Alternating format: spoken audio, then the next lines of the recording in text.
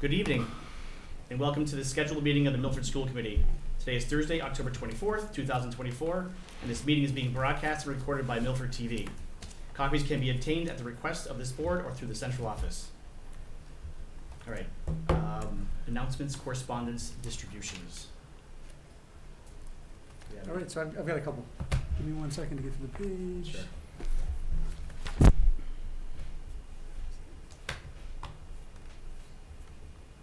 All right, so I want to share some good news from our schools in the announcements section. So I grabbed something quick from each school just to kind of throw that out there. So to start, Principal Vicki Houston is proud of her teachers who have focused their goals on cohesively working on the implementation of high-quality instructional practices, and she's very pleased with that process. Dr. Masterson shared that she is impressed by the parent involvement and engagement. Parents are joining classrooms to read stories and to run and participate in learning centers on a regular basis. She was very happy and excited about that. Dr. Otlin reports a high degree of engagement in Spirit Week activities and is looking forward to the pep rally tomorrow. Stacy Middle School is thriving with a strong sense of community and academic focus. Recent dances have been a great success. The new Amplify curriculum is also proving effective in engaging students in meaningful learning. Memorial Elementary School staff are finding success with the new MTSS process. It is off to a strong start. And the chronic absenteeism rate at Woodland is currently 9%, which has decreased by 7% from last year at this time, which is great news, and we're down across the district. And I love this turn of phrase by Principal McGovern. He framed it that 91% of our students are chronically present, which I kind of liked. That's actually really good. I like that. Good So spin. that's, Agreed. I'm all set. Great. Any other, anything else?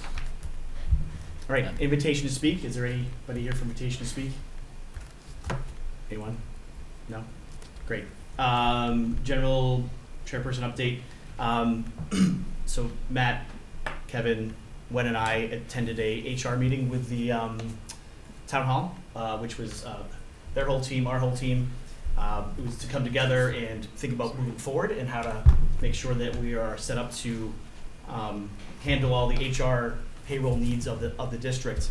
And so it was a really productive meeting. It was very forward-looking. It was also to help build the bridge and collaborate further. When Kevin and Zach are going to meet offline to talk about potentially bringing in a consultant or some extra help in the short term to solve it, and then long term we're talking about what do we need for next year's budget and the budget after that. Any other comments from that? No, I think that captured it. And I think there's a great spirit of cooperation and collaboration between both the town and the schools, which was not unexpected and great to see. Yeah, it was really good to see. So, anything to say, Wen? No? Okay. MSBA project update. You know what, if I could shift that down to my report of the superintendent of schools and just do those two together and maybe shift Josh in to do the field trip and move that down? Josh? Thank you. Good evening, and thank you very much for making an adjustment to the agenda. I appreciate it. I'm coming tonight with my colleagues, Jenna Smith and Kaylee Smith, to seek permission for overnight out-of-state travel. Jenna and Kaylee are two teachers in our social studies department who have very generously and graciously volunteered to spend their February break with students in Washington, D.C. We have not run a trip to Washington, D.C. During my tenure as principal. I'm excited at the prospect. Jenna is our AP US government teacher as well, and she's really been sort of the driving force behind this. You should have received in your packets a formal proposal from the Close Up Foundation. Close Up is a very well-regarded civic organization, civic education organization. They run a host of programs related to civic education, including travel programs to Washington, D.C. I've had direct engagement with Close Up for over 20 years. I know them to be a very high-quality organization, and I have a high degree of confidence in their programming and trips. I think it's noteworthy that in addition to the agenda that's put together for the students, there's also a very strong professional development component for our teachers as well. And I think that speaks to the quality of the programming that Close Up offers. This is not simply a tourist experience, and as you'll see in the agenda, if you take a moment to look at it, it's a really robust learning experience for our students. Jenna and Kaylee are both excellent members of our faculty, and I have full confidence in their ability to manage a successful trip down to Washington, D.C. We have not yet marketed this opportunity to students and parents, so I think it's premature to say whether or not the trip will actually run. We want to ensure that we have the committee support before we begin the process of marketing to students and families. Happy to entertain any questions, and Jenna and Kaylee may be better versed in some of the specifics of the proposed itinerary from close up if you do have any questions about the specific itinerary. Any questions from anybody? Meg? I just had two. Well, first off, I want to say thank you. I think it's excellent. I love the applicability to sort of the government model. I also think it's really relevant because I would anticipate that a lot of the high school students now actually didn't get to go on their 8th grade DC field trip due to COVID, so it actually will kind of capture a need maybe that wasn't met there. Is there a number, Josh, or a limit that we would cap on the number of students that we would send? Does it depend on chaperones, or how does that work? So, I mean, chaperones are going to be a factor that's going to affect overall capacity and also transportation, right? So Got it. if we're, I don't believe at this stage we finalized any sort of decision on transportation, correct? So, if we were to take a coach bus, we're probably going to max out at somewhere around 30 to 35 students with at least 3 chaperones. Got it. Thank you. Yeah. That's my own. Anybody else? Rob? So that was part of my question, which you just touched upon, was the transportation. Just looking at the quote, I know that it mentions airfare, whereas the 8th grade trip obviously takes the buses. So just thinking about what that would look like. And is the thought that students would pay their own way? I see it says here that 1 teacher is provided for every 10 students. So that seems like a nice piece of that as well. So with regards to the transportation, correct me if I'm wrong, I don't believe that close-up mandates whether you use bus or airfare, is that correct? I think they priced it with airfare, but they said if we wanted to do bus travel, that they can work that out for us Okay. as well. Yeah. I know from past experience with DC trips in my former position that it's not necessarily cheaper to travel coach or airplane. It just all depends on when you book, right? Okay. Sometimes there can be significant cost savings going one way or the other, and you just don't know until it's time to book. And with regards to the last question about students paying their own way, am I correct? Yeah. So this would be sort of a fee for service experience. Depending on what sort of interest and feedback we get from students, there's always the possibility that we could engage in fundraising activities to support the trip for the students, particularly because this really is not a tourist experience, but this really is a civic education experience. I would be cautiously optimistic that some of the local civic organizations would be agreeable to at least entertain proposals to offer support for the program. Thanks. Anyone else? Chris? I'd be in full support of this. I think this is a great opportunity, for students to go into the nation's capital to learn about government. So I've been there on an 8th grade trip and just down there myself. So there's no better place to be. So again, in full support of this. And thanks for the questions on cost and potential fundraisers, things of that sort. So I think that kind of answers some of the questions that I had coming in. But again, a great opportunity for students. Thank you. Motion. I will I motion. felt like your comment Yeah. was going to happen at the end. Yeah. Well, I want to make sure no one else comments, but Anybody else? Do you have a motion? I'll motion to approve the out-of-state travel. Second? Meg? Doesn't matter, sure. Yeah, absolutely. All in favor? Motion passes. Okay. Awesome. Thank you for your support. We appreciate it, and we'll be back to talk about international travel before too long. All right. Good luck. Thanks, everyone. Have a good night. Thank you. Thank you, Joe. Have a good night, guys. Thank you.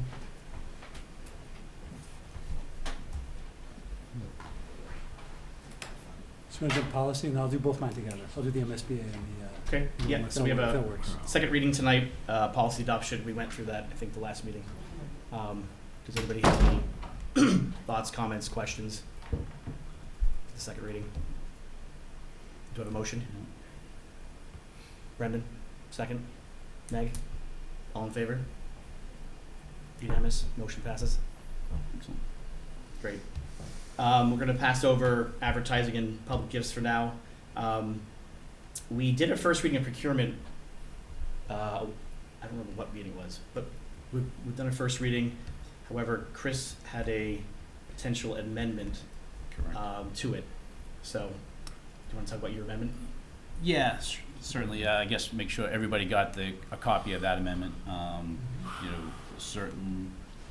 What the idea was, the amendment was is just to kind of pinpoint funding that we obtain through town meeting articles, and just because typically the wording at town meeting is such as under the jurisdiction of the Milford School Committee. So I feel like I want to try to pull that in a little bit and just ensure that the intention of the warrant article and what we're looking to spend the money on, we can review that scope of supplies, material, or services, review that scope, approve that scope, allow it to go out to bid, and then approve the actual contracts. So, I literally just arbitrarily threw $25,000 on there just as an amount. That amount could be zero, that amount could be $1 million. It was just more of something, more of a placeholder, and I wanted to get the thoughts of the other committee members on this, and also of administration too. So. If I could just jump, the only thing I might recommend is bump it up to 50, because that tends to be the threshold for capital items Mm-hmm. that we go forward on. That tends to be the number. Okay. That's my only thing, and that just popped into my head just a second. Yeah. And just make it clear, we're actually now using our new policy process, which is, we have 2 agenda items for new policies on the agenda now. We have a discussion, and then we have an action, which is vote. So we're in the discussion phase of this policy. So, and then what we'll do is we'll decide if we want to move forward tonight or kick it back for review. So, continue the discussion. Any other questions? Robin? Not to put you on the spotlight, but I didn't know if you had a thought about the proposal that Chris provided. The proposal or the For the amount? amendment, and the amount, yeah. Oh, I think it's a good idea. We'd love to have school committee review any big purchases, especially it's approved by the town, a special town article, and for a certain purpose. And so on your proposal, it's every time we got a quote, we need approval, and then PO, another approval, and then when we pay the invoice. So it can be very lengthy if we if we need to move faster with certain purchase. Yeah, and that was my thought also, is how to, streamline the process and be efficient. I have seen a lot of times at town meeting, I feel like when we do, the fall town meeting is typically where we get monies for capital projects. And by the time it kind of moves through, it is a few months process before we actually see those even moving ahead. So I guess we could start with this. If we feel like it is slowing down the process, we can always modify this policy. But I think I was at least trying to get something down on paper to just try to at least have school committee be a part of that jurisdiction that we so much use as verbiage on our warrant articles. You got anything, Brendan?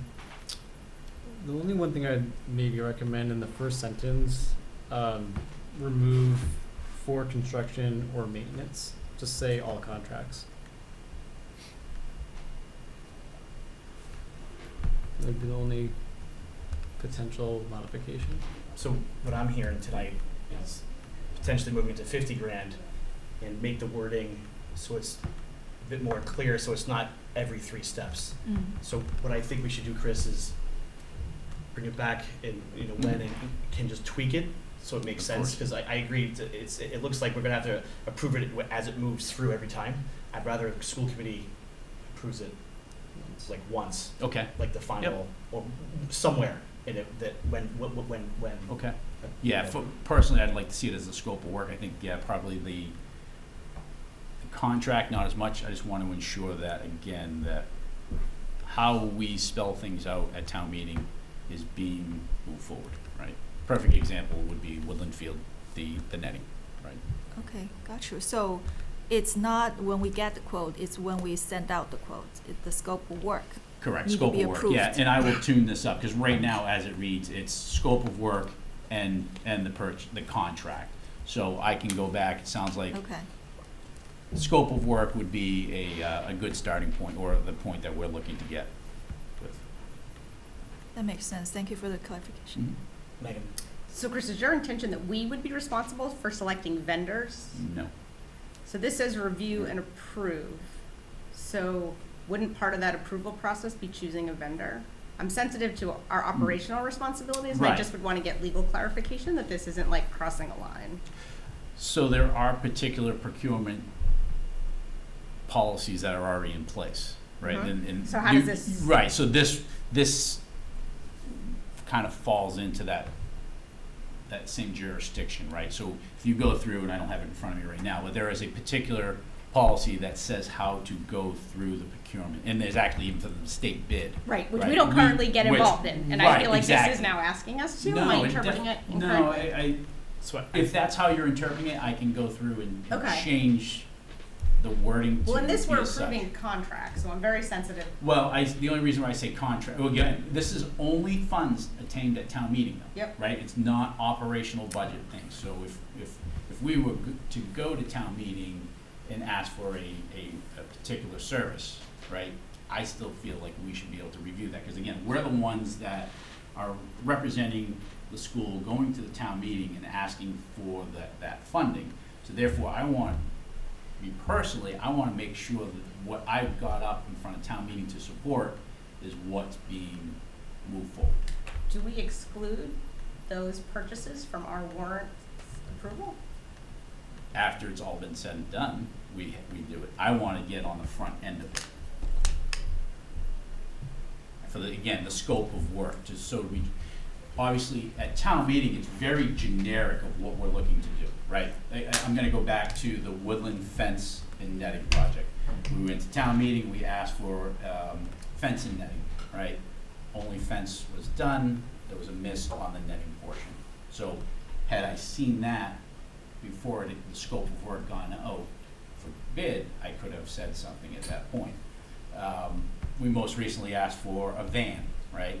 Not that I feel like that we're going to get a Lincoln Navigator, but just to ensure that. That wouldn't be terrible. Yeah, it wouldn't be terrible, but ensure, I would like to see how that scope of procurement for materials is written.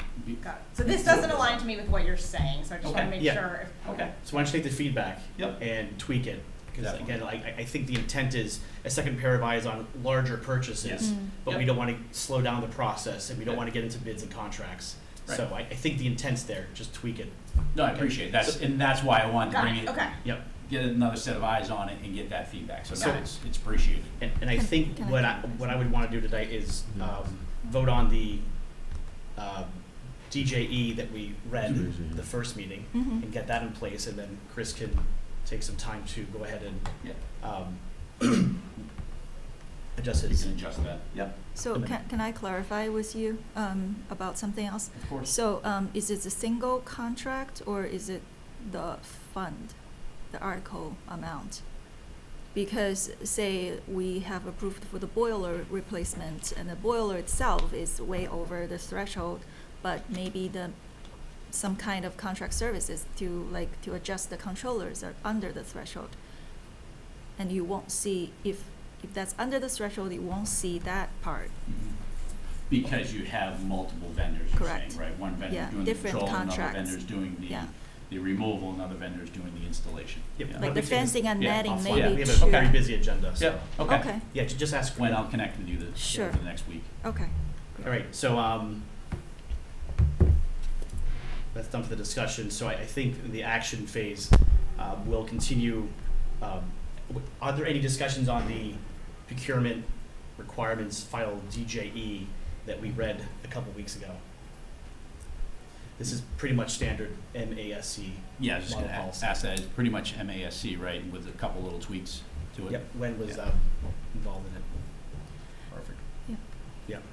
Can I maybe just ask a clarifying question, Michael? Kevin, I'm assuming you are going to designate said responsibility to Wen, a procurement officer, is that fair, or, okay, thanks, Yes. thank you. Yeah, not you. Congratulations, oh no, I need to. I'll make a motion to approve DJE as presented. You have a second? I'll second. Chris, a second. All in favor? Unanimous, motion passes. All right, so we're out of policy, and then we're gonna go into the report of the superintendent of schools. Okay, so 2 updates for the committee this evening. The first one is the MSBA update. We've completed the final drafts of the educational profile questionnaire, Chapter 74 vocational technical educational viability documentation, and the online enrollment projection. During the past month, Dr. Otland and I have had meetings with the leadership team at Blackstone Valley Regional Technical High School. the Worcester County Workforce Development Board, and the superintendents of the Blackstone Valley Superintendents Consortium to discuss the Milford High School Complex Project, our exploration of becoming a comprehensive high school and offering Chapter 74 programs, and the 6 different grade level and programmatic configurations that we are exploring as part of this project. The one shift in the submission, because we presented all this information to, I think, the committee on several meetings previously, the one shift in the submission is that we added early childhood as another Chapter 74 program to review. And one of the things our consultant, James Riefstall, said is, things have to be in there to be considered. And part of our conversation with Blackstone Valley Tech was, you guys have a program in place that's not a Chapter 74. You have a preschool on site. It probably makes sense to explore this as a program. And also there's a market need, as we all know, for educators, which you've heard me grouse about, lament about, however you want to characterize it over the past several years. That's really the only, I'd say, substantive change to anything that's been presented previously.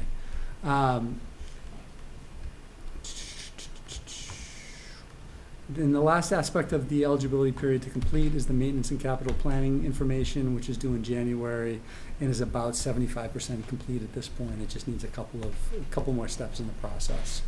And then we do the meeting on the enrollment, which will probably not be contentious at all, and the feasibility agreement, which are things that we do with the MSBA and aren't submissions, they're actual events. Any questions, comments on that? How far out, Kevin, does the maintenance and capital plan look? It's due in January. I think there's a good shot we can get it done in November. I'm sorry, I'm asking a different question. How far out is that planning required for? 2 years, 5 years, 10 years? It's not actually that. It's not like a projection of sorry. what the planning is. It's more, it's like the other things. We're submitting different artifacts and documentation and talking about like some of the programs and personnel we have in place. So it's not capital plan like We include our capital plan. Our 5-year capital plan is one of the so 5 artifacts. years. Okay, so I guess my Yeah. question is, I would just want to make sure that this committee is approving the latest version of that plan before that January submission. Is that what our plan is? We can absolutely do that. Okay. If that's the committee's purview. I would go with the last approved plan, whatever that was, Okay. is what I would submit. Okay, I just think it'd be worth us looking before that goes in as a. Yeah, definitely, I think it's worthwhile. I think to that point, there's a meeting tomorrow where myself, Michael, James, and Jonathan Bruce, we will review the 4 documents Awesome. that are due for submission next week. So again, just another set of eyes on them from kind of a different lens. So Kevin has already sent us those documents. We'll review those. If we have any questions tomorrow, we can do that. We can make the necessary edits if necessary, and then go through the submission process next week on the 30th. Oh, thank you, guys. So, I have a question. Our consultant, James, Mhm. have we had any further conversations if we need to acquire more of his time for us, or are we good? We have not to this point. Okay, so we're good so far? Yeah, I Okay. think so. It Great. seems to be, working well. Yeah, I meant from a scope of work for hours. That I'm not sure of, but I don't Okay. think he's exceeded to my, Okay, great. I don't think he's exceeded his Chris, hours to this You had point. something? Yeah, Megan, to your point, Yeah. as far as the maintenance capital plan, yeah, I mean, if we feel that another review by the full committee is needed, yeah, let's put that on the agenda. I know that most likely the subcommittee will definitely be reviewing that, and obviously the building committee is going to want to have eyes on that also. I thought where we left it, Chris, last time, excuse me, was that Carlos was gonna come back with his very detailed review, and we were gonna consider that and potentially make edits. I just wanna make sure we're putting the best plan forward is all, and so I just aligning those, and maybe it's not critical, I just was curious Yeah. kinda. I think what I would put forward is the last voted plan.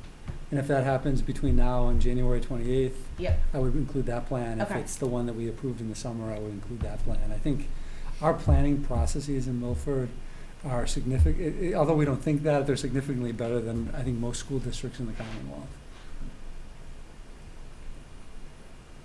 But I'm happy to do either okay, thing. no, that's fine, we can Yeah. talk about it, thanks, Kevin. Yeah.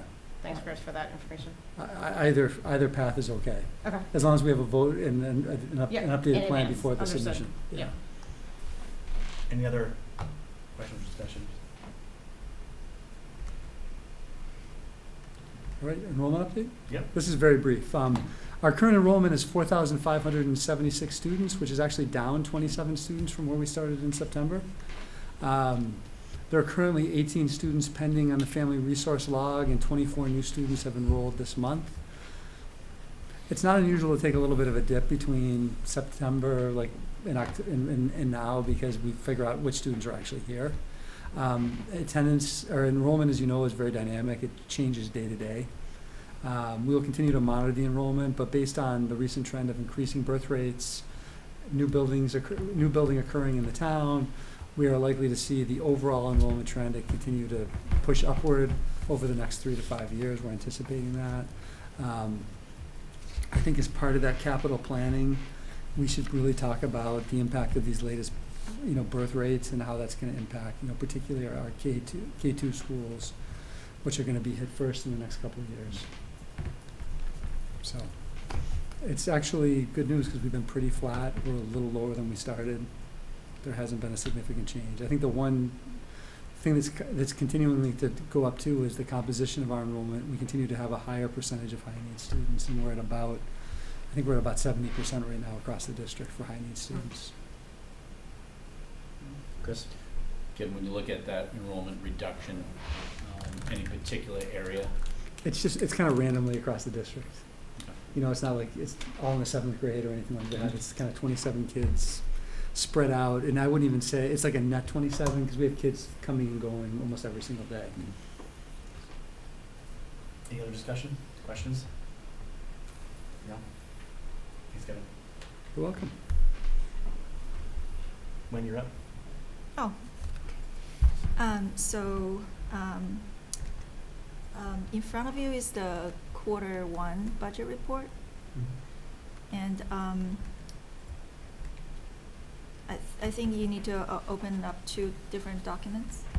One is the detail report, and the other one is the budget quarterly report. And according to the summary chart on the budget report, the overall budget balance is $3.6 million after factoring the circuit breaker offsets. The report has explained negative balances in the detailed reports, and I can talk about some highlights that I think it's important for the committee to know. Please do. Okay. So firstly, under administration, the balance in 1420 is a placeholder that will ultimately transfer to the instruction salary lines once all the contractual obligations applied to salaries. Just a little, the accountants are on the second page, just so people know. Yes, It took me a few minutes this chart. today, and I was like, so, yeah. Right, okay. And move to instruction. And I'm currently working on to align the expense to the budget lines and make some adjustment to substitute salaries. And these changes won't impact any bottom line. It's just improve the accuracy of the state reporting and make the management to monitor the cost more effectively. And under other school services, you can see the transportation deficit is being offset by circuit breaker reimbursement and potentially some McKinney-Vento state funding. And but as student needs continue to grow, we will have better sense on as we monitor in the next couple weeks, months, actually. And another significant cost center is out-of-district tuitions. By the end of Q1, tuition expenses are already over last year's total by $730,000. To explain the increase, we've had 7 additional students placed in day programs and 1 more in residential program compared to last year. Going forward, there are evaluations still pending for existing students, which could lead to more out-of-district placement and cost increase in both tuition and transportation. We will likely to transfer funds from other budget categories to cover the deficit. And other than that, there's no concerns on other cost categories in Q1.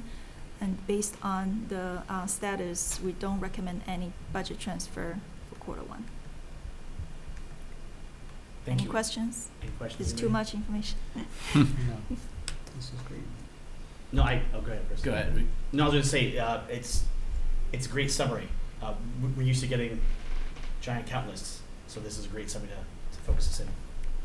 Yeah, exactly. That's going to say, thank you for kind of consolidating the long list that we got and giving this backup documentation from the budget report side and giving that level of detail, you know, of why certain items are in the red and how potentially it could be offset in the future. So no, I think this was great. I really appreciate the level of detail that was presented, and it wasn't too much information. So thank you. Robin? I have a couple quick questions, just Yeah. trying to digest some of this information Sure. for myself. So I know we're looking at the out-of-district placements, and then you mentioned the circuit breaker offsetting some of the costs. Has the amount we've been receiving back from circuit breaker been increasing with the amount of students that are out of district, or is it hard to tell at this point? So the circuit breaker we got back from this year, for this year, was actually last year's claim. So Okay. based on last year's actual cost. So we won't actually see if there's an increase based on our numbers this year until next year? Right, so the Okay. circuit breaker claim was submitted in July, and we see the number, but there's another wave of circuit breaker for extraordinary relief Okay. will be submitted in March, and Okay. we won't see the number until May. Okay. And then my second question was just looking at the instructional line with the teachers Mhm. and instructional coaches, the numbers that were negative. I know you mentioned in here that it's related to salaries and professional development. I wanted to just find out a little bit more about the professional development. So is that days individuals are taking off, or is that actually the cost to pay for PD, or both? So PDs are in line 2354, 2356, 2357. So they're totally separate. It's not Okay. in salaries. Okay. Yeah, just the way I was reading the description, and I might just be incorrect, just instruction includes salary supplies. Okay, and so Right. the total, you're saying all of this includes professional development, but the actual lines that are negative are not due to professional development? Correct. Okay. So got it. the negative lines may due to some teacher Okay. pays, which should be substitute cost, not a teacher salary cost. Okay, right, thank you. Any other? Meg? I'll just also add my thanks one for the presentation. I think it can be difficult to step into a new role and change the way things are done, but I think this is a really helpful data point for us, and also the summary that you provided. Obviously, you took the time to go and get a really good understanding of kind of the why, which is critical for us to know as we think about where we are, where we're headed, particularly as we begin the budget process. So thank you for the work. Thank you. So since we've made it to a quarterly report, I want to thank you. I think we all do. Wen stepped into a role very quickly. Obviously had some issues with payroll that she had to deal with, plus all of this, plus running the district, and she's absolutely done great. So thank you, Wen. Thank you. All right, so Go ahead. can I move on? Yeah. I wasn't sure. All right, so the other document included in the packet is to provide some information that was requested from the last meeting. So, hope you have a chance to review it, and let me know if you have any questions. Mr. Chair, sorry. The item 2, the school choice revolving. I Mm. know that has gone down. It's basically from our choice in students. And that has gone down another, what they're anticipating, another almost $200,000, $250,000. Where are we at with it? We use this to offset costs for professional development for our teachers, so I'm just kind of curious when we expect to get funding to replenish that, and are we in jeopardy of getting to a zero balance as professional development continues on with our staff? If I understand your question right correctly, so the only source to get the revenue in this account is state school choice Yep. revenue. Choice in, yes. Choice in. The only thing to restore this balance is to spend less. So right now we're paying a lot of stipends, course reimbursement, Right. PD expenses from there. And lastly, I know we moved out a big chunk of technology equipment out of there. Right.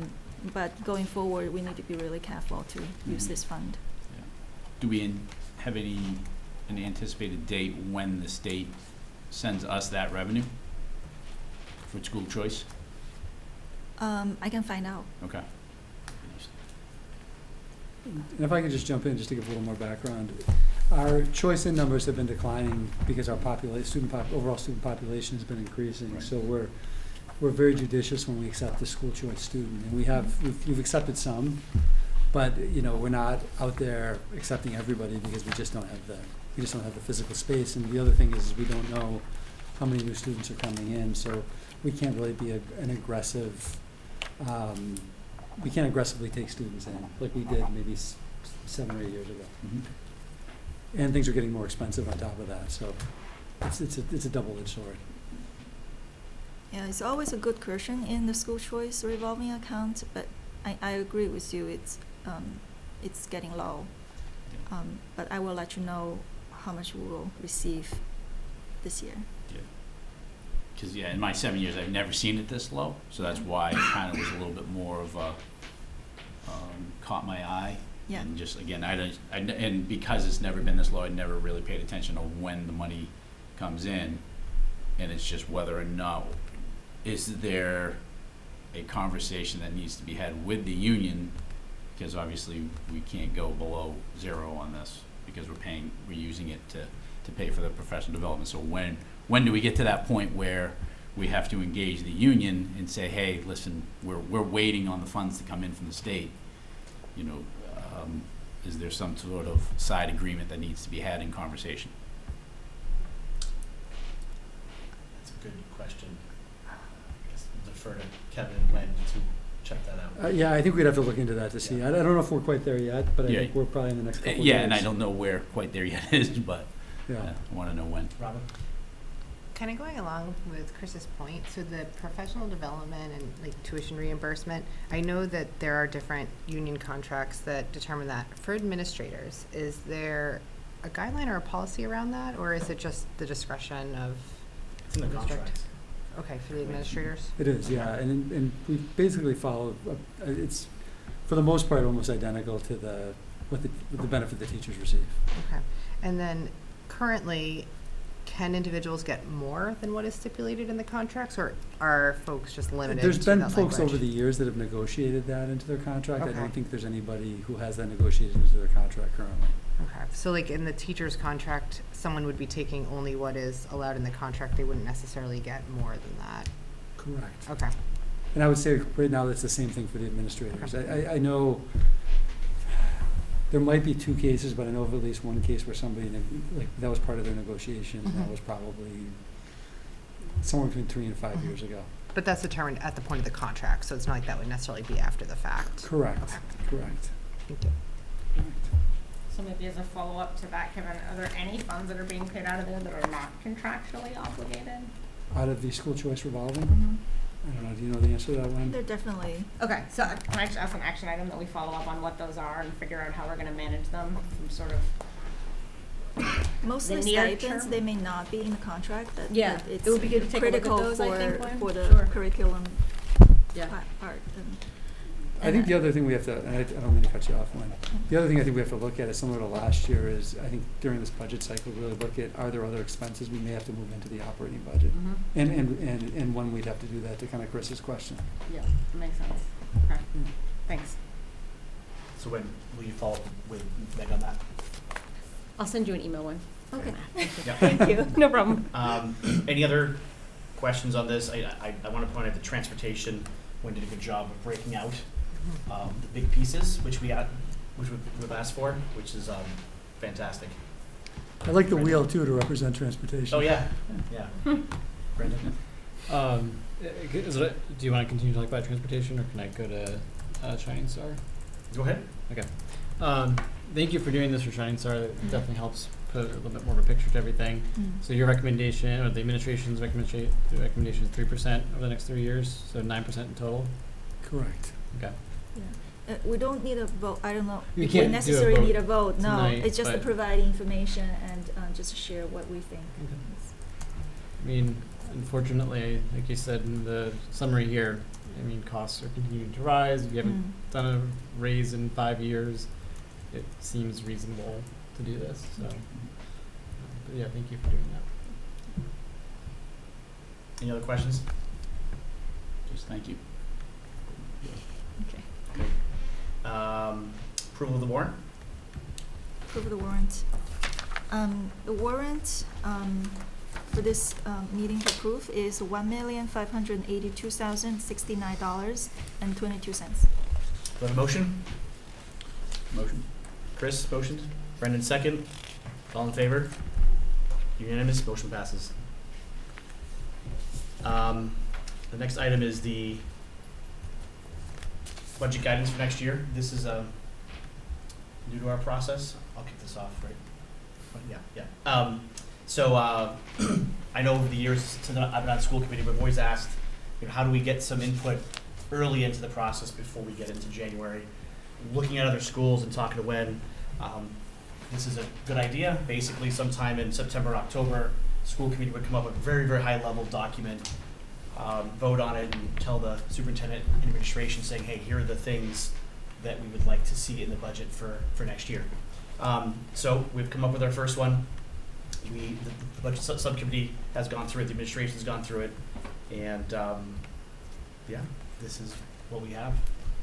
It's simple. It's straightforward. You'll notice in the guidelines they'll say things like must and make best effort. So must would be like, hey, we really are expecting this to happen. Best effort would be, try your hardest, right? So, do we have any questions? Let's open it up on this.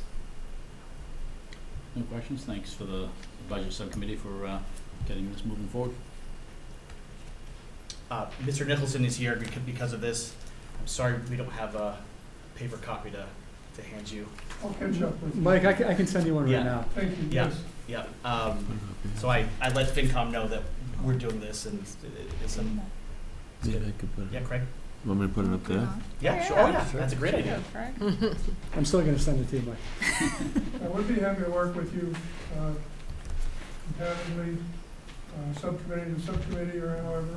Yeah, great. Yeah, so the idea for next year, we already have it in in our annual plan to start actually this process in June, to start talking about this. So when we get to September, we can vote on it.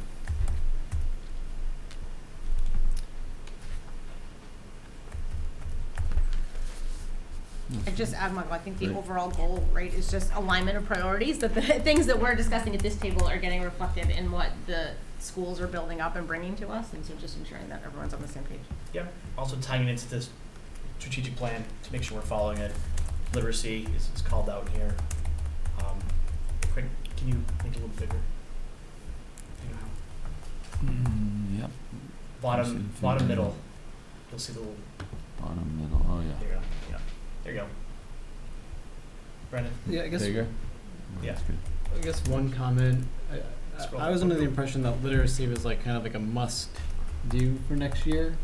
I don't really see that in draft 1 or draft 2, because draft 2 is like including new initiatives, and draft 1's a level service. I think there's an in between. If it's a must do, like that doesn't follow suit with level service. Well, I think what we always do, Brendan, is Yeah. we always provide like a level service version, and then we add the new initiatives. Yep. And literacy would be a new initiative, even though it's a priority. Okay. It would still be a new initiative and a new expense, so we would give you the level service budget, and then we'd include the literacy curriculum as an option for one of the new initiatives. Okay. So the intent of this document was not to change our current process too much. Yep. And then next year we can start to get a little bit more focused. Robin? I don't know if this is too much of a so tell me if I'm overstepping. But when we're thinking about, kind of to Brendan's point, you know, making an effort to prioritize literacy, my concern is that last year when we were looking at the budget with new initiatives, the piece on literacy was a large financial obligation. I almost want to see, you know, this is our ideal. If we, you know, have unlimited funds, this is what we'd love to see. But I think it would be nice to almost have a B plan. Like, we want literacy to be a new initiative. We realize that we might not be able to spend over $500,000 on literacy. What else can we do? Because I don't know that we And I would always say, get that. can I answer that? Yeah. I would say we'd probably phase it in over a Okay. couple of years, would be the B plan. You know, we wouldn't do a full implementation, but Mhm. maybe we'd go kindergarten and first grade, or first Okay. grade and second grade, or something like that. And I think seeing that, like, paired out, like how we did with illustrative math this year with the high school, where we kind of saw what the big picture was, but then what it would look like to just do it with Algebra 1, I think that's helpful. So then when we're looking, just seeing the two different dollar amounts would be beneficial. We can absolutely do that. To Robin's point, you're saying, yeah, more of a breakdown, like if we implemented it over a smaller grade level as opposed from 1 to 12, but Mhm. smaller increments over those Mhm. years and see what that cost would be. Yeah, So and I you're thinking- apologize that I don't remember everything that was in the proposal last year, but I do remember looking at the literacy piece and seeing it as a very large dollar number, and I'd like to Right. see, like, obviously, if that's the goal, that's great, but what are the other options we have? Mhm. Mm-hmm. Any other questions? Another point is, this is the district level, right? So it's really focused on the big picture, not like by building or whatnot, or program. So, and that's the intent. The motion to accept it as prepared and presented. Oh, Meg, maybe good. I'll second. Chris seconds. All in favor? Unanimous. Motion passes.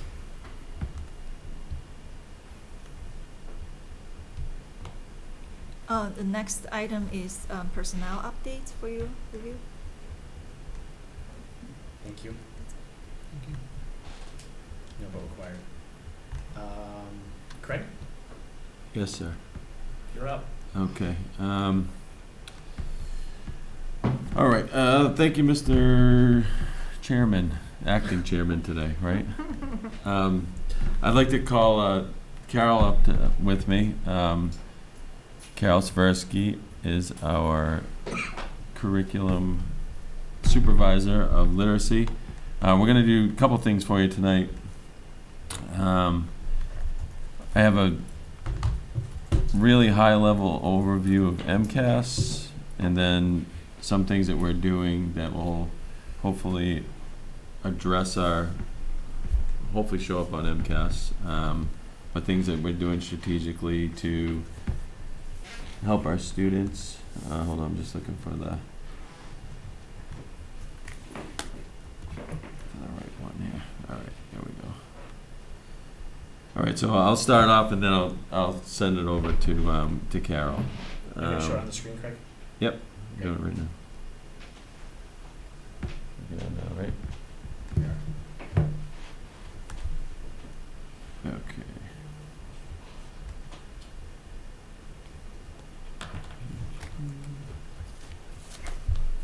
I think it went off. Why did it go off? Hold on.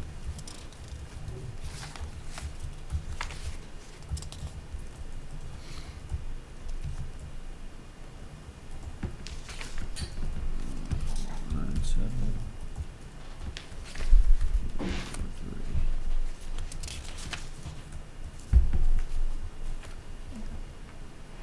3.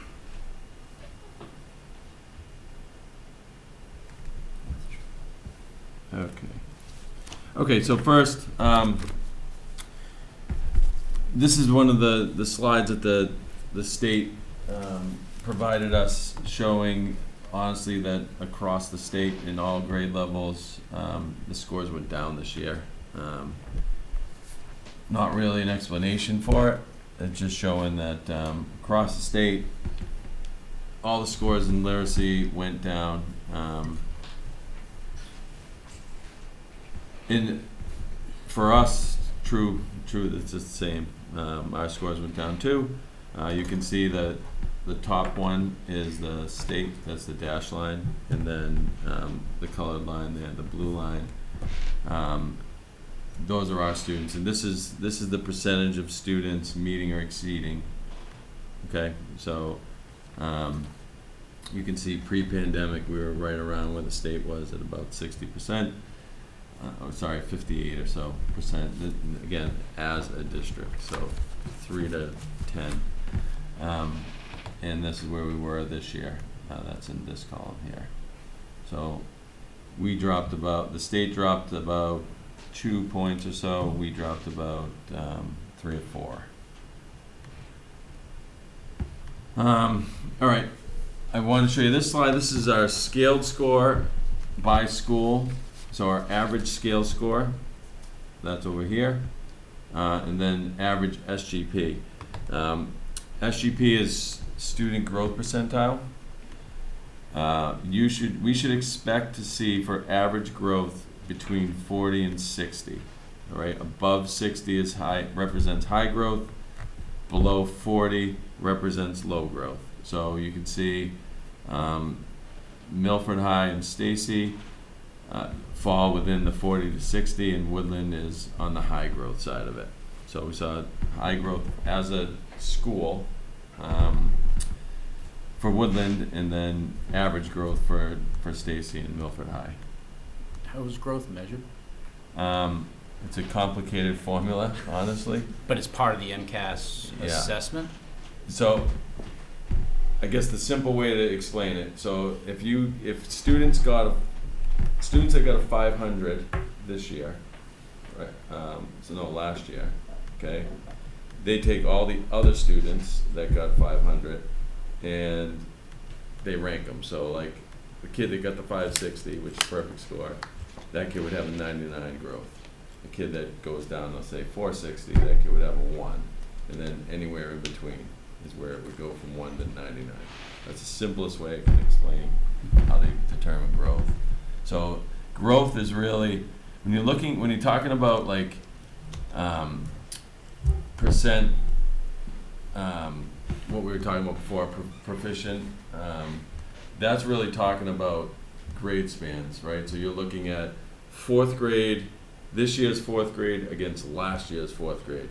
When you're talking about growth, then you're talking about cohorts of kids, right? So it's this cohort of kids going from this grade to this grade.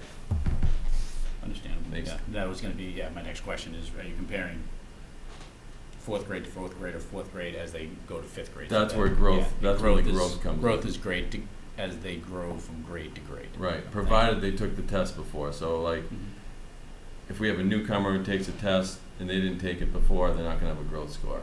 3rd grade students aren't going to have a growth score. So really when you're talking about growth, you're talking about 4th through 8th and then 10th grade as well. Thank you. Make sense? It does. Okay. All right, I had this slide. This is how attendance impacts MCAS. This is directly from our students' data. So the top one, if student, this is across all schools. So this can be broken down, by grade level, by school, but this is all schools. So you can see there's a clearly if you miss more school, you're scoring less on the MCAS, and it bears out right here. The middle one I think is the easiest one to understand. Students that scored exceeding missed on average 8 days. Students that were scored in the meeting proficiency missed 8.7 days. If they were partially meeting, those students missed 10.4 days on average, and if they weren't meeting expectations, 13. So clearly attendance has impacts MCAS. I don't think that's a secret to anybody. All right, accountability data. So this isn't specifically to ELA. This is accountability for the school. At Milford High School in Stacy, they were ranked as making moderate progress towards the targets. So If you go to the district profile, which I gave you the link to, you can see there's a number of different targets that the state sets for us. The high school made 36% of those targets. Stacy made 42% of those targets. Woodland made 62%, which is substantially making substantial progress towards the target. So all schools are showing progress toward the targets, which I think is great. All right. I don't know if anybody has any questions about any of those slides before I jump into sort of some of the things that we're doing. I am coming back next, I think it's next meeting, might be the meeting after, but I think it is next meeting with math too. I should have a general question, Malcolm. Sure. Craig, could you just speak kind of generally? So obviously MCAS is one day, it's a point in time, right? Yeah. But obviously it's, our students are taking it, we're committed to this. Then we also have iReady. As a district, when we think about data and measuring growth, how do we kind of intersect those two things? It's a good question. So I actually have a slide on that coming up. That's fine. Cool. All I right. saw the iReady piece, so you can hit it then. Yeah, let's do that. No rush. Um, Thanks. So first of all, one thing that we're looking at, we talked about this extensively, it just came up again, high quality instruction material. In literacy, we are in year 1 of Amplify in our middle school, and I don't want to steal any of your thunder, so tell me to shut up whenever you want. Go for it. And we're piloting 2 programs at K-5. We're piloting CKLA and EL Education with an intent to adopt one of those different programs for the coming year. Obviously, budget's going to be a big factor in all that. But I also think teacher voice is a big factor, which Carol is navigating right now. Because there are a lot of different feelings about at least the one program right now. EL, I'm starting to hear things about EL too. But I'll stop there. Another thing that we're doing is we're really trying to build out our MTSS, our multi-tiered systems of supports. We have a district task force that we've had now for a couple of years, and we're working across all the schools to develop improved systems that are similar, no matter what school you're at. So that's been a work in progress. We're trying to create these clear procedures and structures. And really the goal is some timely student support, getting students the help when they need it, when it's been identified. And it's proven to be very difficult, honestly, because we have a lot of structures in place that make it that way. One being staff that are already scheduled in places like reading intervention teachers that already have full schedules. So when a student shows up that has some reading trouble, it's hard to get the student the help right away without dismantling some things. So some of those barriers we're still trying to work through. And I also think that some of the structures that we have make teachers feel like this is a long, drawn-out process, when in fact, if we followed the procedures the way that we are, we're helping students along the way. And really the goal is just get the interventions in place and see if it's making a difference for the students. So that's where we're at with MTSS. Craig, can I ask a quick question on that? Yep. With the data you're gathering and sort of all these procedures, is there a way to measure our improvement of timely student support? That's a great question. I think there will be. Okay. I think that we can, one of the systems that was clearly broken was our tracking system of how we are supporting students, because as students move from grade to grade, school to school, some of that gets lost in the shuffle because we're not putting it down on any kind of a program, but we're working with open architects to create our MTSS dashboard that in that dashboard, we're able to identify who the students are, what the intervention was, how long they had it, whether it worked, whether it didn't, any, or, you know, are there absence troubles, are there conduct issues, all that is on this one dashboard, which we haven't had before. Okay. I want to just make sure we have enough time for Carol tonight too. And Okay. remember, the focus was literacy as well, MCAS literacy. Okay.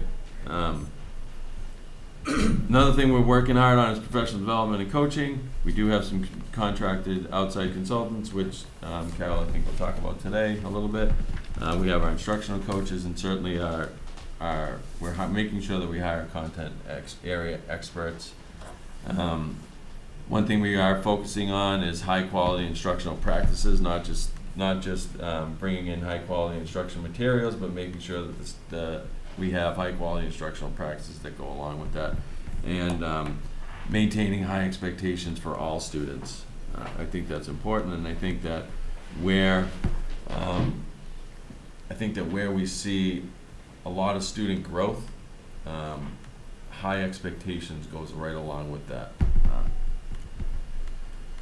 We have co-teaching initiatives where, you know, we have multiple staff supporting classrooms. This is what I was getting at earlier with MTSS. It's usually when we have students who are struggling to meet the expectations, it's usually a full court press, and we're bringing in multiple teachers, whether it's an EL teacher or a speech teacher or special education teacher, generalist. All folks are working together to make sure that we get the student on the right track. Like I said, it could be interventionists as well. And then iReady, to your earlier question, where students are taking iReady 3 times a year, and what it's doing is helping teachers in the moment identify learning gaps. Really, I think the best use of iReady is when teachers are using it to make their small groups, and then they're working for the next 6 to 12 weeks before the next assessment comes up. Where this is why I think that these type of assessments are a better indicator for us than MCAS, because we're doing it 3 times a year, and then we're assessing them again, and then seeing where the students are, and continually making those adjustments to make sure that we're managing the student progress. I think there are other things that we do as well. I think Carol may talk about those, but you know, our day-to-day assessments also feed into this. But iReady, for us anyways, I think is a better tool than MCAS, where MCAS would give us the 30,000-foot vision. iReady gets us down a little closer, and then we have follow-up assessments after that, including DIBELS. All right, I think that's my last slide. So I'm going to pass it over to Carol. All right. Go ahead. Hi, thank you for having me this evening. I know Craig spoke a little bit about the data. So I'm going to give you an overview of kind of where we're at, the need for HQIM, and some, where we're at in the piloting process. So at K-5, some of the challenges at this time for ELA are vertical and horizontal alignment. With the ELA frameworks, the thing that really is the variable is the text, and ensuring that we are providing grade level text to students.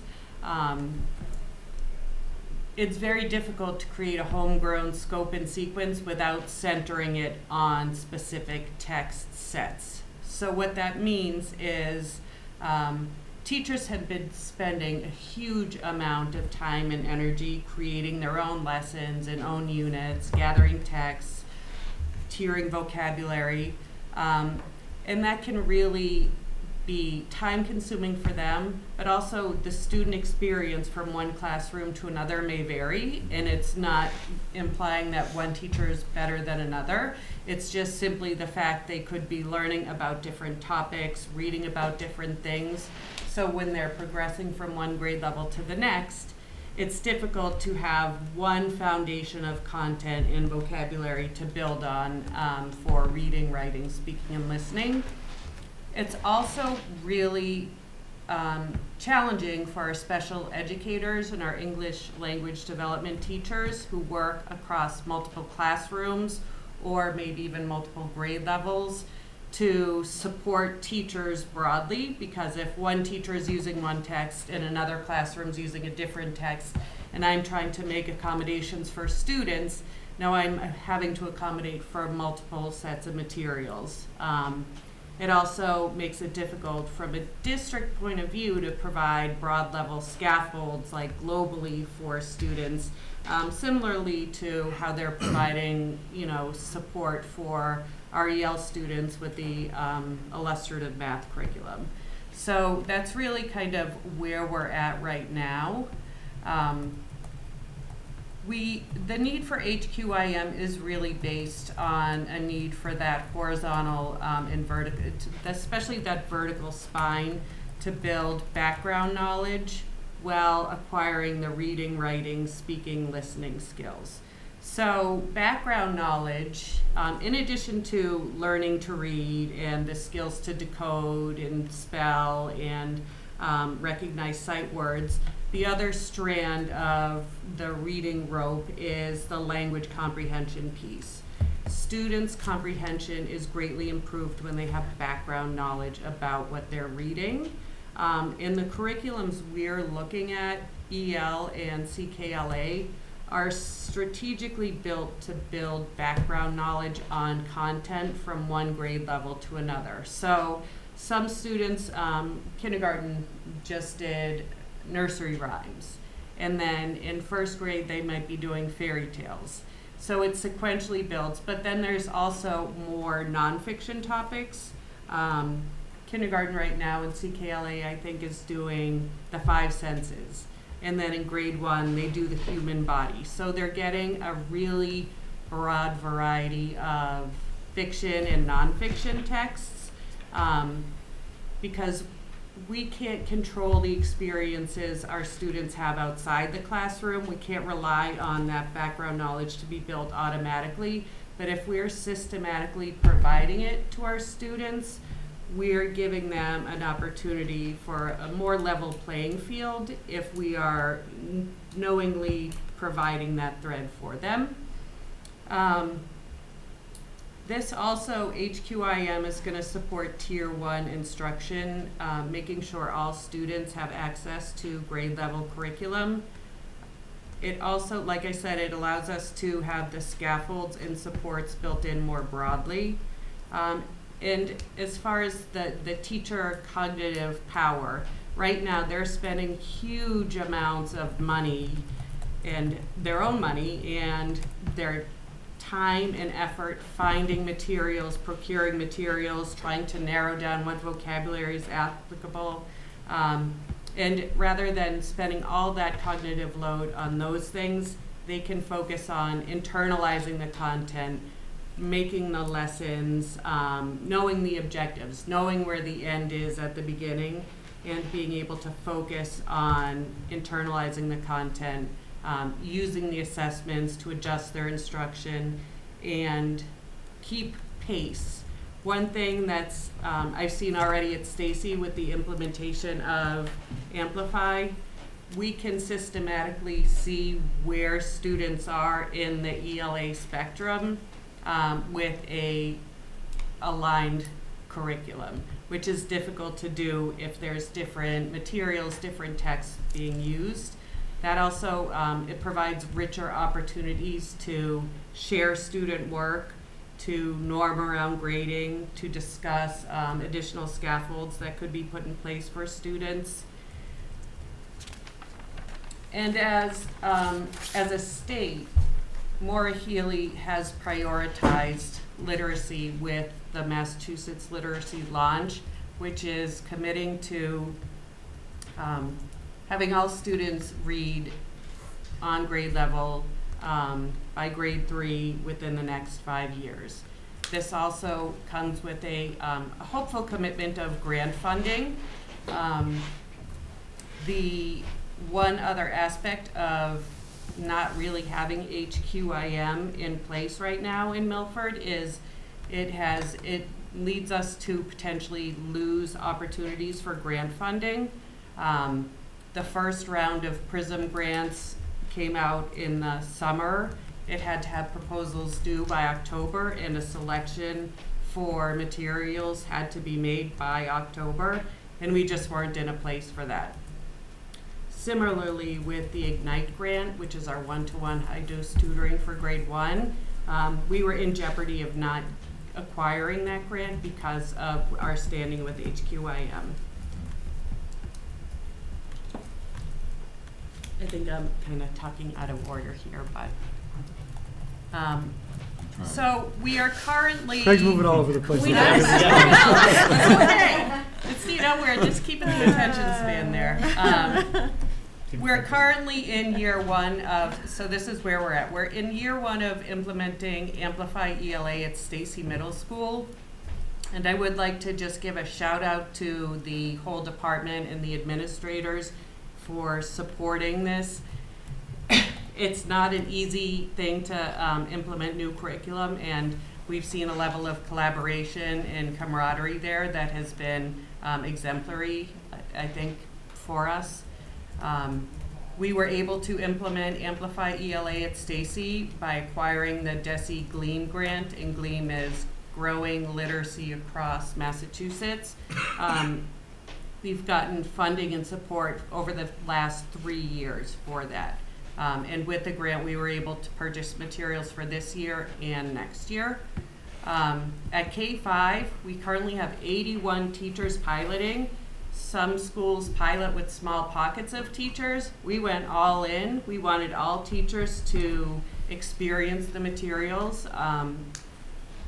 And it is not easy for them to start a new year with getting to know their students, and they have done it with grace and a tremendous amount of willingness and effort. And I will say, as stressful as it may be for them at times, when I walk into classrooms or I walk by classrooms, teachers are exuding no difference. Their sheer joy of teaching is still coming through. It's kind of like the ducks paddling under the surface. So that's been really amazing to see. We are piloting Core Knowledge Language Arts, which is CKLA, which is the K-5 component of Amplify, and Expeditionary Learning, which is known as EL Learning, which is not won't the be most confusing at all. appropriately named So curriculum. Yeah, so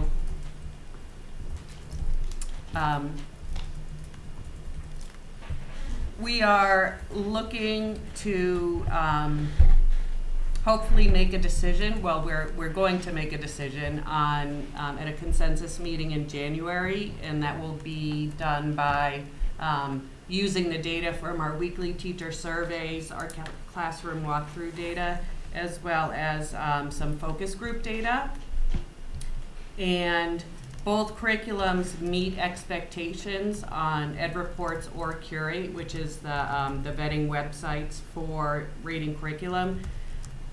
Massachusetts does not have any mandates on what curriculums are chosen, but they do have recommendations, and grant funding criteria does limit you to meets expectations on Curate or EdReports. A lot of DART districts, including Waltham, Everett, and Malden, are currently, have already adopted EL or are adopting EL. Good job. We are singing now, all right. So we also, I'm tapped into a lot of network resources to talk through some of the challenges of the implementation of these two specific programs. And we currently have a partnership with DESE's Learning Acceleration Network to help us identify instructional prioritizations focusing on literacy. So they're not actually helping us make a selection. We're just looking at the instructional priorities that would be what we'll focus on regardless of which curriculum we land on. Funding, I know this is a topic of much curiosity.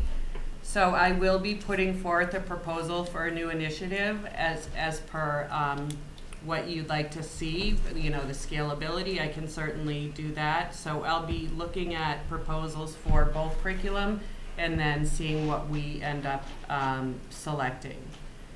I do work closely with DESE and our TNTP consultants and the Learning Acceleration Network, and I am optimistic that additional grant opportunities will be forthcoming, and I have been very vocal about our interest in partnering with them for such opportunities. But if the case is that there is no funding, both of these curriculums are open source.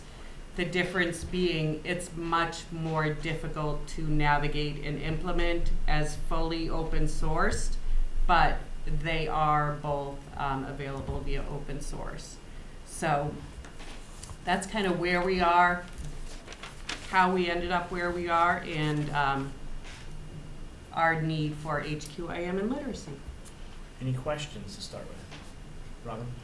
So looking at, I think it's really, this is a great set of work that you put here and what you presented to us. So considering the fact that both of these curriculums are open source, I know that is not, using solely open source materials is not necessarily ideal, but we do have one-to-one Chromebooks, so students would have devices available to use these curriculum.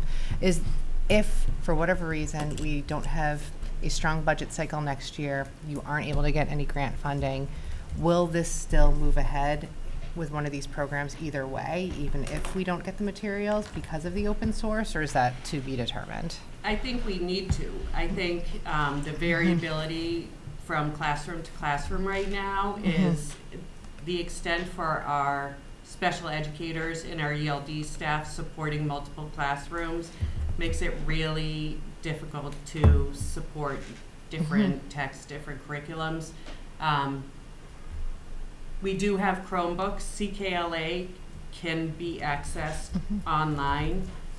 For EL, regardless of the open source curriculum for the lessons and units, there is a cost affiliated because it's based on trade books.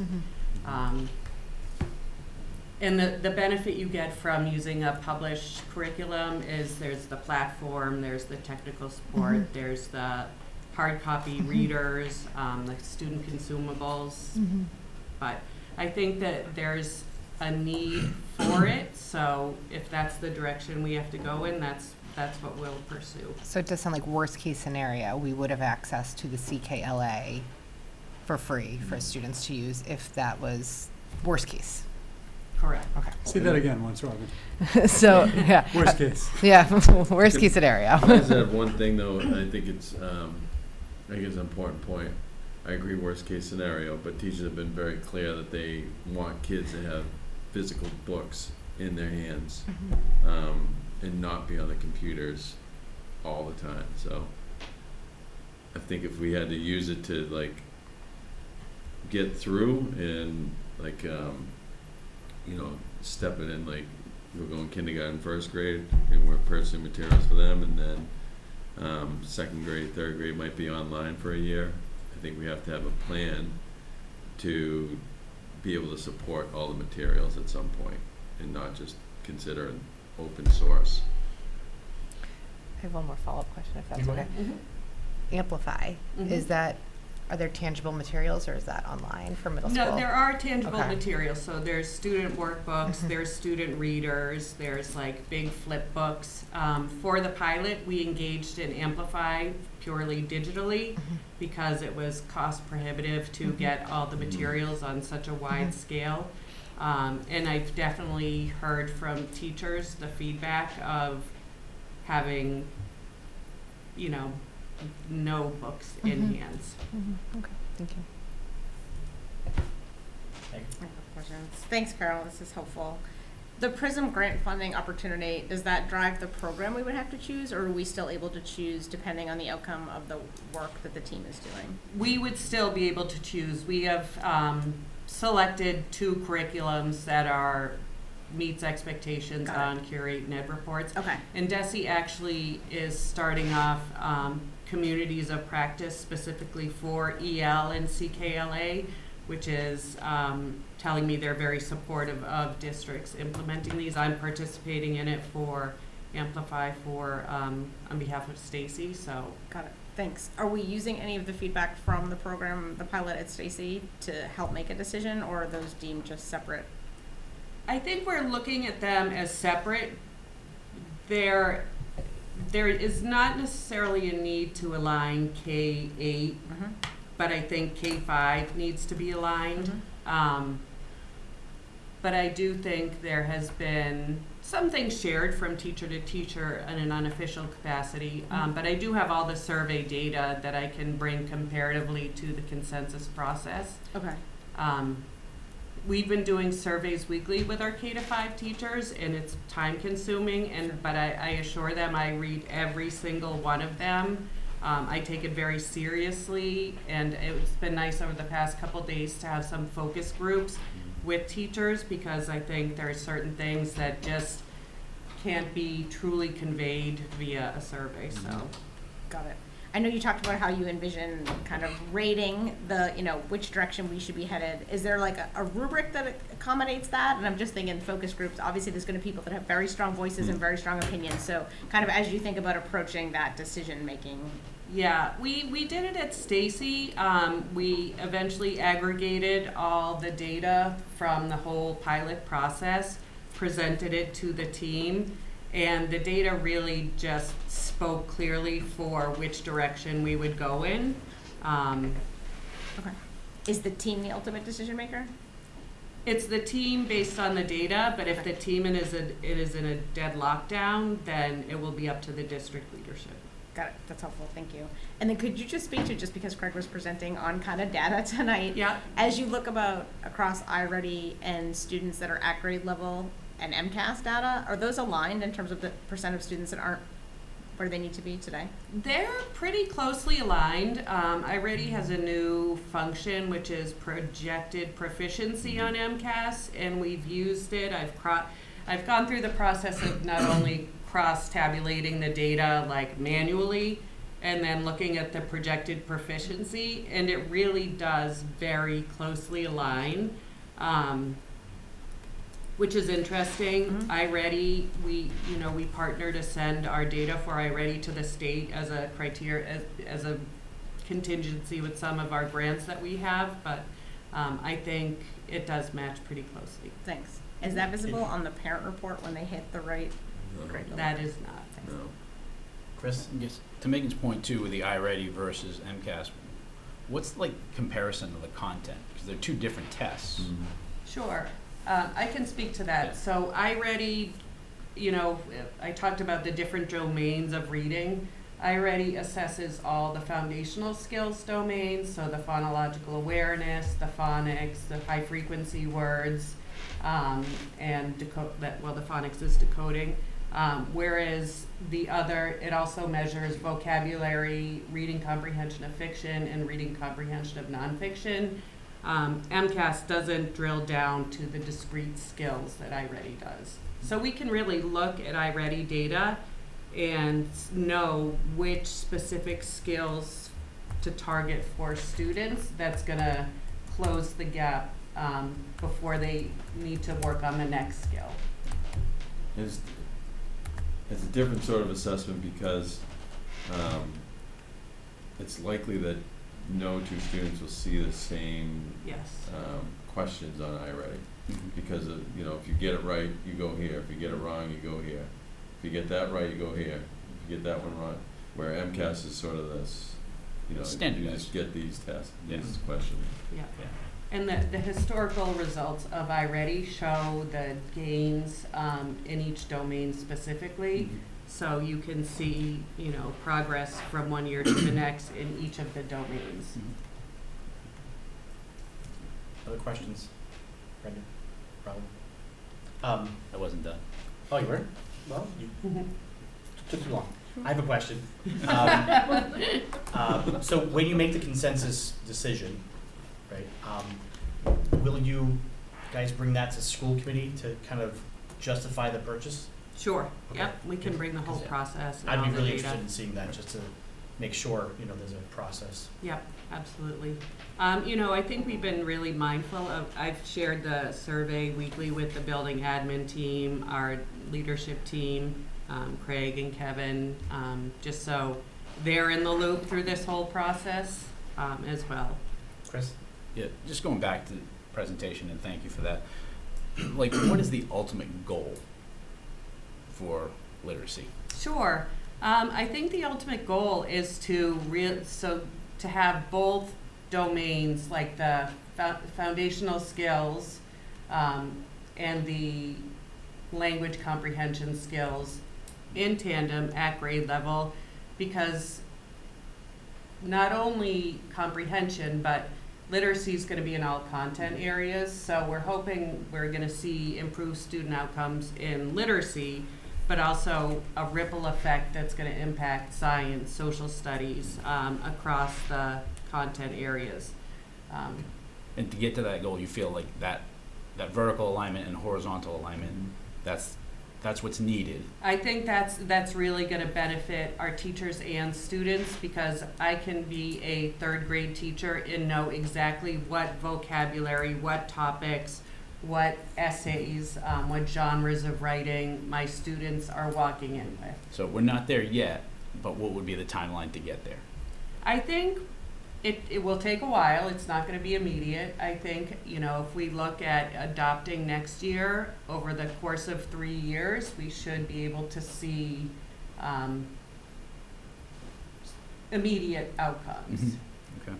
Because it's tricky with a curriculum like this, because you need to have the full K-8 experience based on acquiring the background knowledge, because this year's K students wouldn't necessarily, or this year's first grade students wouldn't have had the background knowledge of what the K students had in year 1 of implementation. Mm-hmm. So it slides out a little bit.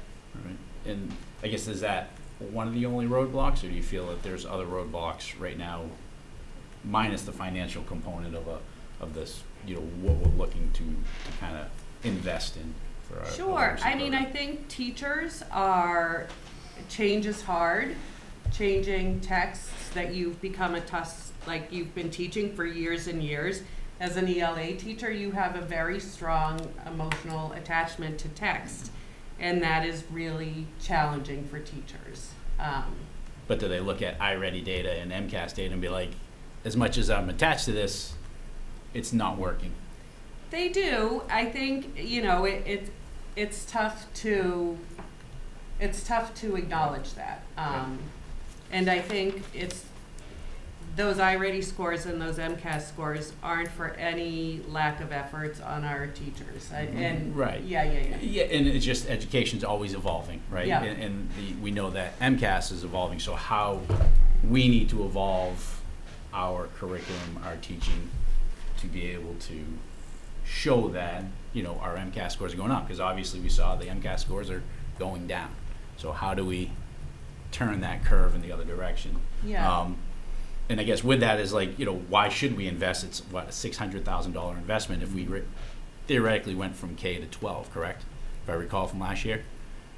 I think we've looked at the 600. I think it was 6.8. K5. K5. It was only K5. Yeah. K5 I is think so. I 600. think that was the right. Yeah. Yeah. So, and that's, so I guess, why should we invest on that? We have a FinCom member Yeah. sitting here too, and so kind of sell us, Yeah. or is that something that is more going to be a sale when it comes to presenting time? So, but Yeah. that is a question. That's how I think of it, is Yep. as like a pilot coming back to us. Mhm. Thank you. Do we have quotes yet for it, or are we still in that process? I'm sorry, we don't have quotes Okay, yet. yeah. And I think, that's something I'll start as we approach budget season, Yeah. gathering those. Thank you. Any other questions? from the committee? Brendan? Yeah, just that 600,000 number, and I don't know if anyone knows the answer to this question, but would that include like the hard materials that you were referencing before that the teachers? The number that she's gonna get, yeah. Okay, Yeah. good.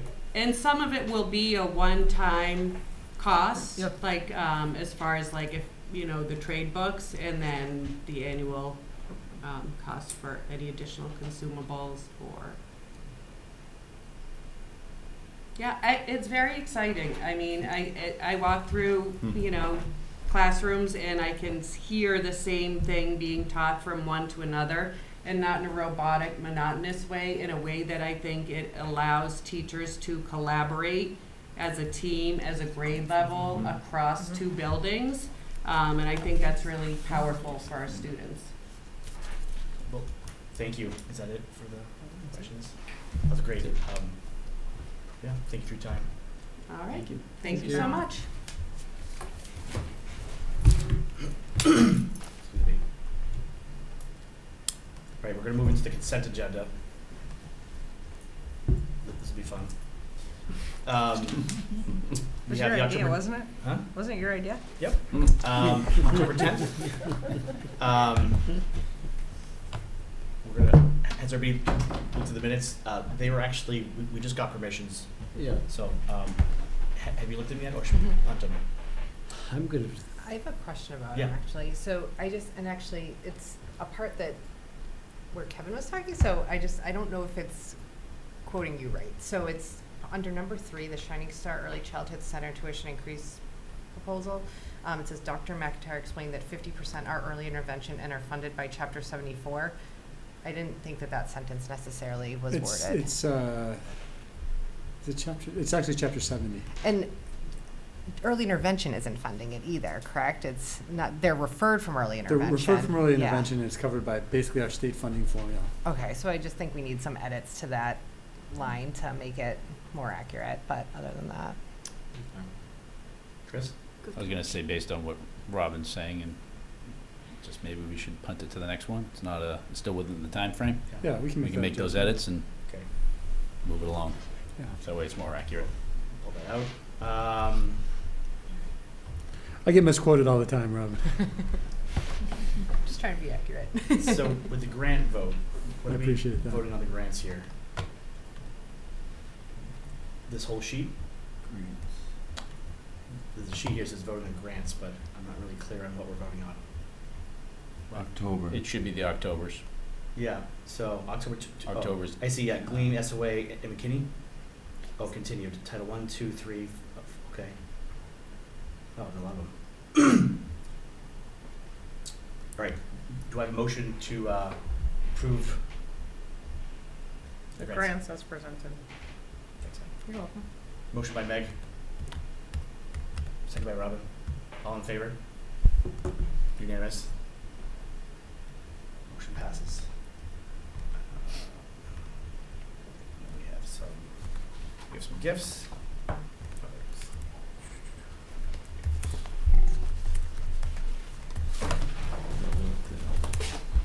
Robin, as he's pulling those out, can you just send me that section? Yeah, no problem. All right, thanks. Oh, sorry, I didn't Yeah. open it. Do we I've have got any like gifts? 40 documents open right now. I have If a it's grant not folder. linked, then, Hmm? if it's not linked here, I don't believe No, so. okay, no gifts for tonight then. Mhm. Great. Any subcommittee updates? Labor and management, is that our right name, Kevin? Labor and management? I believe so. Yeah, met maybe last week, Michael, and just schools kind of run around with their updates, all things that either Dr. McIntyre or facilities director will be following up on, but nothing out of the ordinary. One potential resource need at Memorial, which is being addressed, but otherwise, all items are being followed up on. Any other subcommittees? Budget met. Yep. Robin? I was just gonna say policy met tonight, and we started reviewing, 2 policies, but they're not at the point where we were ready to bring them to the full committee, but we were looking at advertising in the schools and public gifts to the schools, so we will continue to discuss that and bring it to the full committee at a later time. Budget subcommittee met? Go for it, Michael. Okay.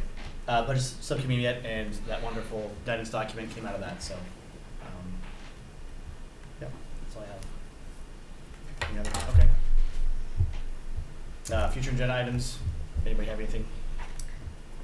Can you bring Dr. Consigli like a anonymous MTSS profile, like what it would actually look like a sample? Could you create like a dummy student and like show us? Yeah, We don't maybe refer to our through- students as dummies. Yeah, I was just saying. Like a pretend. Yeah, maybe pretend. through, Open Architects, Yeah. something, okay. Okay. Anything else for new business? We're gonna go into executive session, to talk about the AFSCME contract negotiations. This is a roll call vote. Chris? Yes. So you should be all set. Brendan? Yes. Robin? Yes. Meg? Yes. Yes. That concludes the meeting, the open meeting.